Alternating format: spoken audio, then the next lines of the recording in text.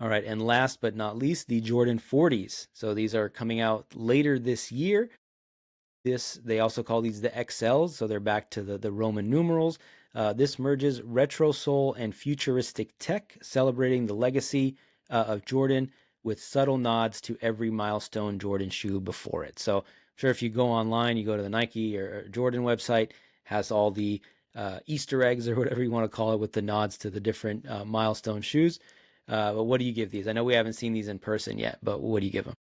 Yeah, just based on the image, I mean, it's kind of basic for like you're like trying to celebrate the 40th release, and I don't know, it just looks kind of basic to me, and maybe it's just the colorway they went with to start off, the white and the black, kind of basic. I might have to give it a 5 out of 10 for now, Khaled. TBD, maybe it goes up when we see him in person. Maybe we see a little more, what's going on with the shoe, but kind of basic, and like again, like they're like, yeah, this is 40th anniversary. This is our shoe for the 40th anniversary. I'm like, doesn't feel like it, you know? Yeah, I'm with you. It's supposed to feel special. It does not. It does look feel again. It feels incomplete. Like there's no.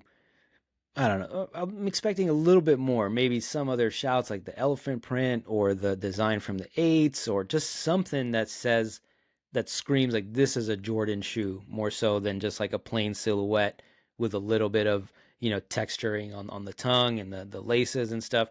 Uh, Again, we'll have to wait and see on some of the other colorways that come out, but I feel like this is a pretty disappointing release. Maybe they were just trying to go for like let's not do anything super crazy. Let's go kind of middle of the road here with the design.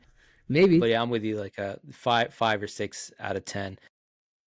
But just I mean in general, what is I guess we didn't rank our favorites, but I think we called out our favorites. What's craziest to me is that this is the Jordans are 40 now.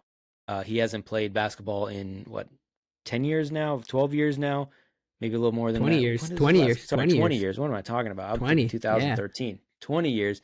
And I still have, like my 13-year-old nephew is still asking for a pair of Jordans, and he's saving up money to go out and buy some ones and stuff like that. And it's just crazy, like the timeless impact that especially the early shoes have.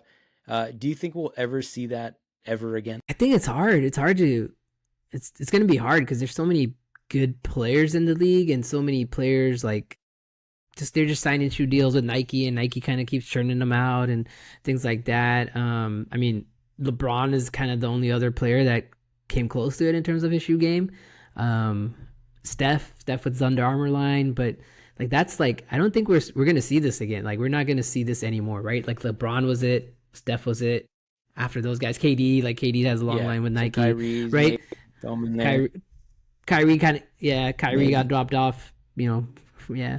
But like that's what I'm saying. Like I don't think you're gonna see players have amazing signature lines like what it took Devin Booker like 7 years in the league before he got a signature line with Nike, like something like that, right? Like I don't think these guys care about signature lines per se, and like they're signing with like random companies, like guys are signing with like Puma, like okay, I'm like, Or oh, you want to Anta, bring Puma like some back? of these like Chinese brands. Anta, Yeah, right? Like D Wade's Way of Wade line, right? Leaning or whatever that company's called, right? Like Reebok's trying to get back in the game. Like there's a show about that, but like there's nothing going to be like special about any of these shoes, right? There's no. I don't think we're ever going to. This is just me. I don't think we're going to see generational talent coming into the league again, like we saw, right? Like iconic generational talent, because everyone is so damn good. I think that's the problem. Everyone is so damn good. It's not just that's fair. like there's going to be guys head and shoulders above the rest. Everyone is just so damn good in this league now, so it's going to be hard to differentiate. Like SGA, I was like, who is he signed with? He's signed with Converse, bro. Like, why are you playing Converse? Like, I think isn't then Converse a Nike like they brand will. now? Doesn't Nike It doesn't is. Nike own Converse? I think they split. Maybe they split from Okay, Converse, or maybe they own them still. I don't know. Something happened. So either they bought them and then they let them go, or they something. But it's just like a Converse, like whatever. SGA shoes kind of actually look like these Jordan 40s, right? They're just like whatever. Like I couldn't tell these are Converses. Like I don't know what these are. It's just like a weird shoe to me. Like just like he's wearing like lime green Converses. I'm like, all right, bro, cool. That's where we're at, I he's guess, in the sneaker. Canadian. Yeah, he's a little Yeah. different. But yeah, it's I think just Jordan had like the benefit of being the first one. I know Larry Bird and Magic Johnson like endorsed the Converse weapons, but they weren't like, hey, these are the Magics or these are the Larrys. Like these were Jordans. Obviously he has the added benefit of being first, so no one else is ever going to top that.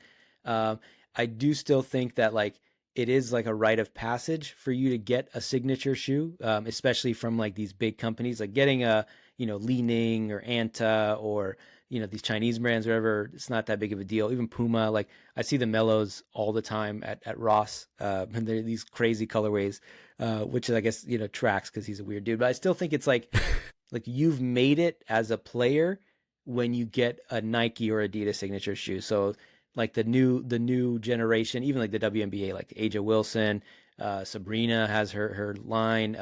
I think Caitlin Clark. Does Caitlin Clark have her signature shoe yet? I don't think so. Not yet. Her signature shoe is the Kobe like fours or something like that. That's like they like Yeah, Caitlin Clark colorized it or something. Like they just dropped, like they exactly. sold out So in minutes.